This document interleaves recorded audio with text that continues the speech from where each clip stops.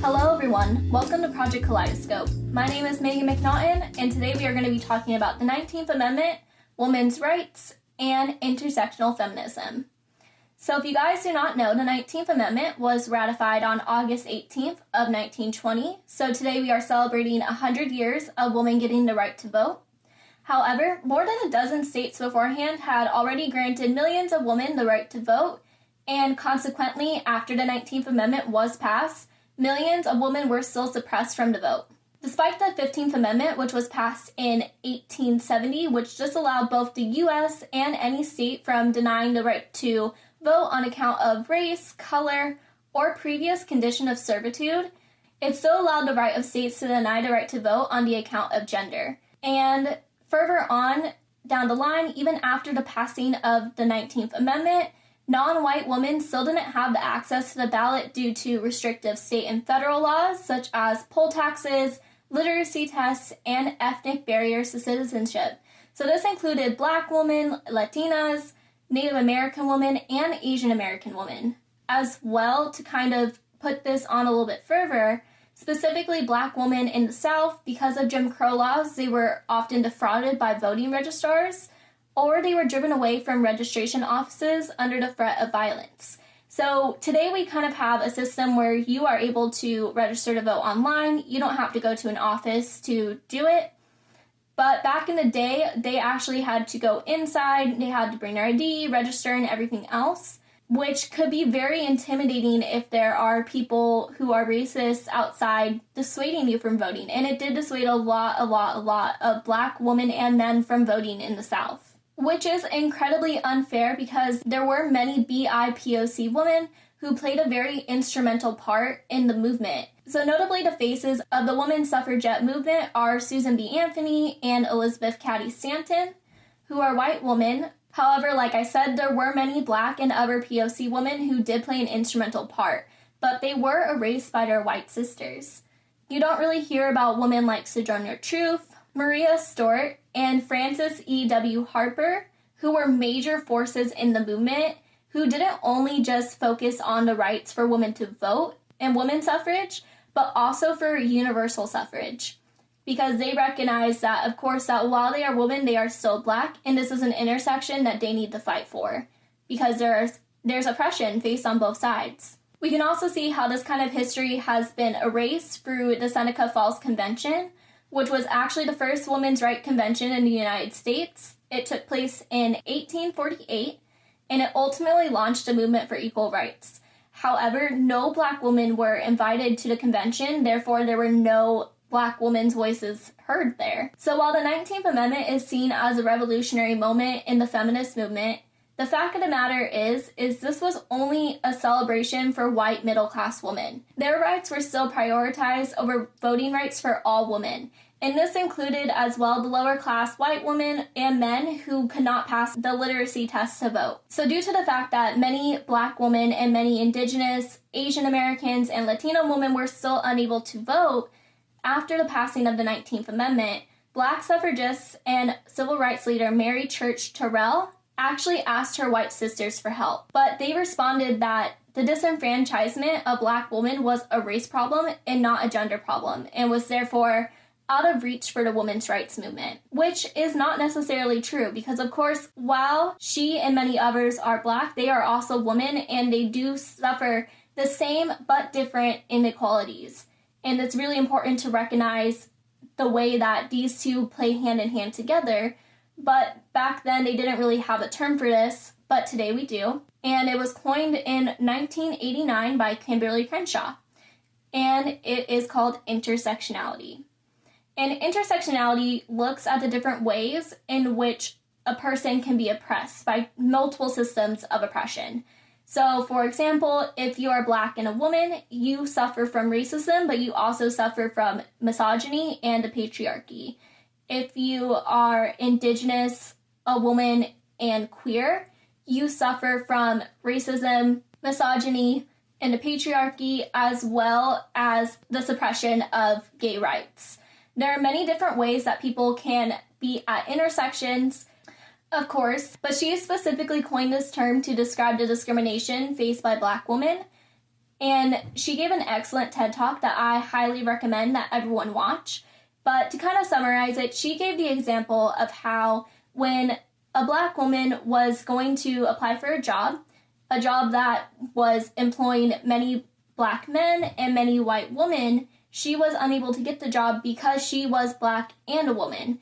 So while they were basically employing Black men, they would not employ Black women because they were employing white women. And there are other different ways that we can see this throughout our culture and our society today. We can obviously see this in the multiple stereotypes that are created surrounding Black women. We can see this in the many different ways that Black women aren't given the same voice as white women, and multiple other ways. So this goes into intersectional feminism, which really takes into account the many different ways that women experience discrimination, which basically means that it puts on a pinnacle the fact that women do not all face the same experience. There are women who have different types of oppression that they are facing, whether it be race, socioeconomic, the oppression of gay rights. There are so many other ways that women can also be oppressed. So intersectional feminism looks at all these women and decides that we all need the same rights, no matter what, because we are all women. This includes trans women, this includes queer women, this includes non-binary, this includes everyone, which is the way it should be, because at the end of the day, we are all fighting for the same thing. And before anyone comes for me, I know there's a lot of stigma surrounding the term feminism or feminist, and many people have kind of taken to this idea of an, in quotes, feminazi, which is not necessarily what feminism is. But people love to kind of put on the idea that feminism is essentially misandry, which is the hatred of men, the abolishment of men, and isn't really for equal rights, but is for superiority. But I will point out that there is such a big trend here going on, guys. Every single time an oppressed person of any group decides to speak up or speak about equal rights, there's always this stigma behind that they are actually wanting more, like superiority or anything else. Very specifically, right now, we can look at the Black Lives Matter movement. There are many, many people who believe that Black Lives Matter is definitely trying to get superiority rather than just basic equal rights, which is also another really interesting concept because these sentiments really come from people who have not faced these oppressions and have always been on the side of the oppressor and not the oppressed.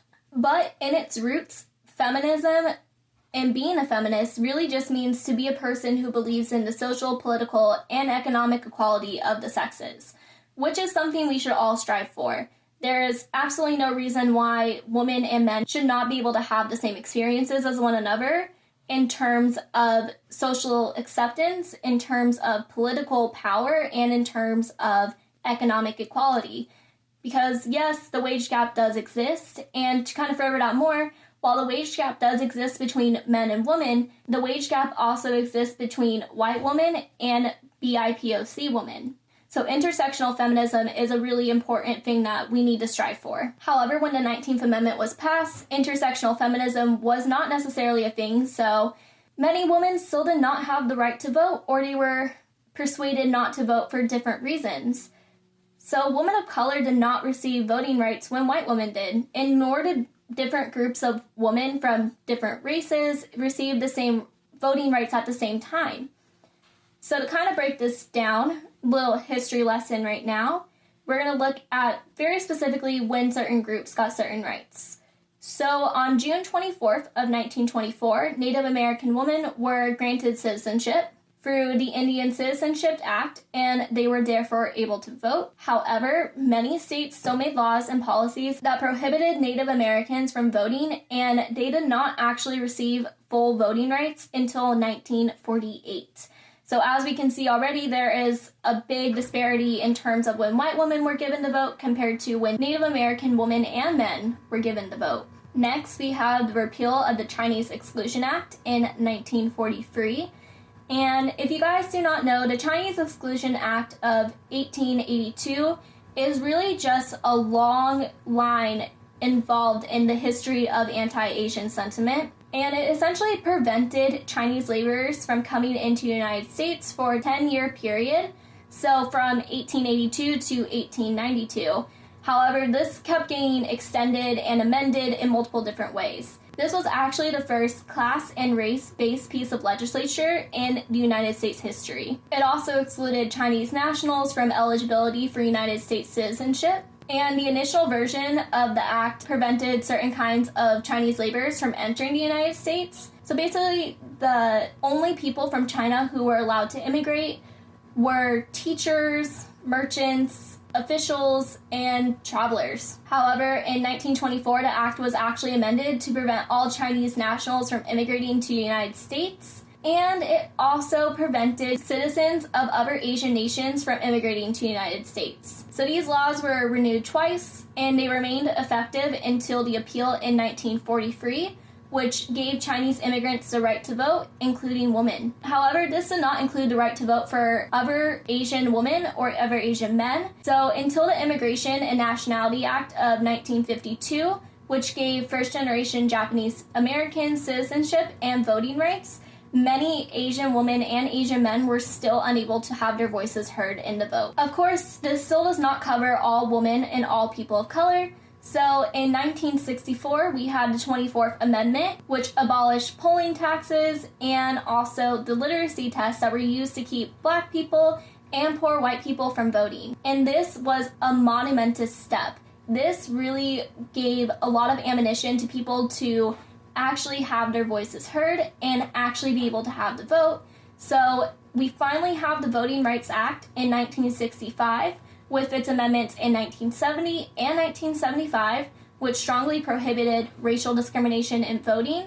And finally, many more Black women and men were now able to vote. So while this is all beautiful, and I wish that we can just end right here, of course, I cannot sway away from reminding us all that voting rights are still under attack, and voting rights are still not given equally to every single person in the United States. We have things like voter suppression going on, specifically really in the South. Like, many different polling places are now closed, which were needed for access to many people. So, you don't have to drive 2 hours to go to a polling station or have to go out of your neighborhood even to go to a polling station. Things like these are what discourage people from voting. And very specifically right now in the 2020 election, we have a lot of different things going on in terms of the coronavirus, in terms of police brutality, and in terms of voter suppression and vote by mail. And our president, Donald Trump, has kind of put into everyone's mind that if we vote by mail, then it's going to be the most fraudulent election in history, although we have voted by mail forever, and he himself votes by mail. Because of this, there is a lot of things going on in terms of the funding the mail, specifically USPS, and also kind of making sure that people are not going to be able to vote when it comes to November 3rd. But we will talk a little bit more on that later. So while the 19th Amendment is really just an important milestone in the unfinished fight for equal rights between genders, including trans and non-gender conforming people or women, this first wave of feminism honestly just focused on legal issues and primarily the right to vote, specifically for white middle-class women. So when it comes down to it, we have 4 or 3 different waves of feminism. It really just depends on your perspective, but for the sake of this podcast, we will focus on 4. So the second wave feminism lasted from 1960s to 1980s, and it focused on issues of equality and discrimination. It wanted more women in positions of leadership in higher education, business, and politics. There was a focus on the need for abortion rights, access to birth control, and the freedom of expression within sexuality. When it comes to third wave feminism, which was the 1990s to essentially the rise of what we can call fourth wave feminism in the 2010s, this challenged the idea that there's a universal female identity and also challenged this overemphasizing of the experience of upper-class white women. It challenged stereotypes, norms, media portrayals, also the language that is even used towards women. A lot of this is obviously still seen today. If you guys saw a few weeks back, our Congresswoman, AOC, was verbally attacked by another congressman. AOC, however, came up to the stand in Congress and she gave a really empowering speech that focus on the different ways that violence is not only physically towards women, but can also be verbally, and how this language needs to be not used because it's demeaning and it also puts women into a certain box, and it perpetuates the different stereotypes that men see of women, specifically women in power. Also, the third wave of feminism focused on sex positivity, so really looking into the different ways that women have been suppressed from leading healthy sex lives, from feeling good about their sex lives, and also the different ways that people can slut shame or victim blame certain women when they choose to have a certain, in quotes, lifestyle, or when they are sexually liberated. So coming to the fourth wave of feminism, which is objectively the 2010s to now, this kind of piggybacks on all the ideals of the other waves of feminism. As well, we have the Me Too movement, which was incredibly important and a really good way to spread awareness of how different people can experience sexual abuse and harassment within certain industries. This wave also focuses on women empowerment, intersectionality. It is anti-misandrist, which basically means that while we have terms like feminazi and this whole idea that women want to be superior, this puts a big pinnacle on the idea that this is not a movement about hating men.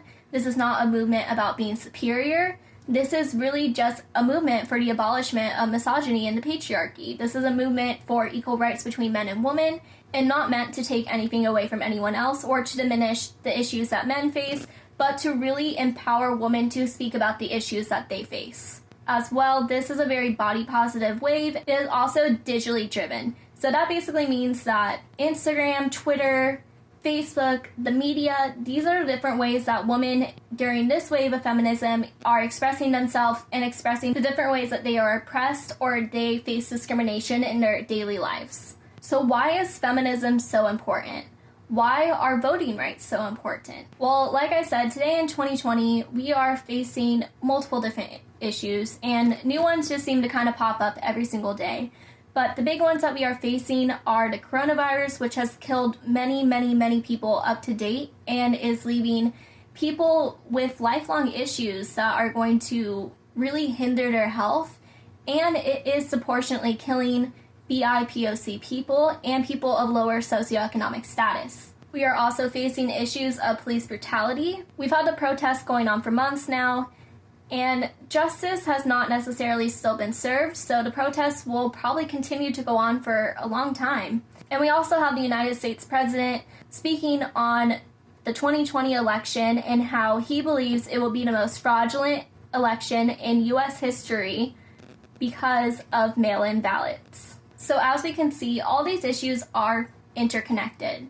All of these issues do have a place where they intersect with one another. When we have a president who is perpetuating misogynistic language and also perpetuating misogynistic values and upholding the patriarchy as well as white supremacy, we can see that on the rise there is more and more of a need for intersectional feminism and the need for equality between the sexes. As well, voting rights, while they are protected, there are still so many different ways where they are being suppressed, and very specifically now with the defunding of the USPS and the attacks made on it, there are so many different issues here that will suppress the vote in November if we are not careful and if we do not take action and if we do not vote.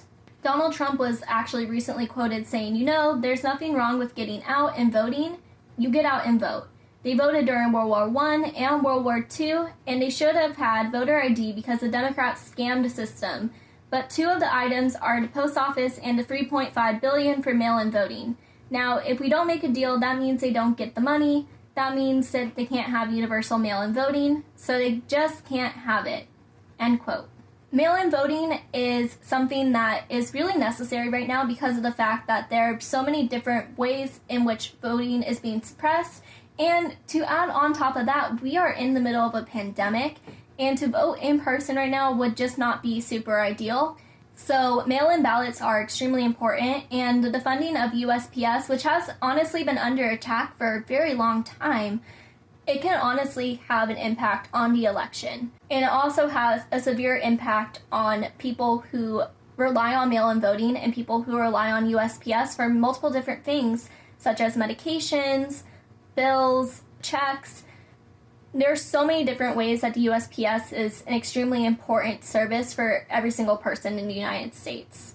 The United States Postal Service is not a business, it is a service, and it should be provided to every single citizen within the United States, and it should be something that is protected and is something that should not be hindered due to the president being scared of what might happen with the voting in the next election. That said, voting rights have had a really long history in the United States, specifically for women and other people who are included in BIPOC, and honestly, anyone who isn't a white man. But just because we have all these different amendments and all these different acts, it doesn't mean that everyone is necessarily given the right to vote freely without any type of suppression or without any type of hindrance from anyone, especially the US government. Some final thoughts I kind of have here are, as you guys are going into the 2020 election, if you are eligible to vote, please vote.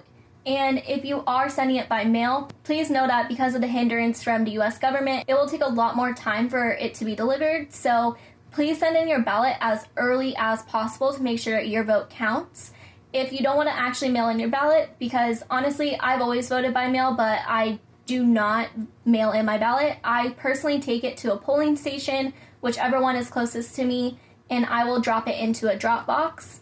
So I know and I see for a fact that my ballot has been taken. And as well, as you guys are going through your everyday lives, if you consider yourself a feminist, which I hope you do because every single person should be a feminist, please make sure that your feminism is intersectional. It took way too long for many different women of color and many other different people to receive the voting rights and the equal rights that they deserve. So do not think of your rights as something just for you or just for people who look like you. Everyone deserves the same basic fundamental rights. And that should not be taken away from anyone given their sexuality, their gender, or the color of their skin. Because at the end of the day, all our voices matter, and it's really important that they are heard. That's all for today's episode of Project Kaleidoscope. Please be safe, please vote or register to vote if you have not yet, and stay tuned for the next episode.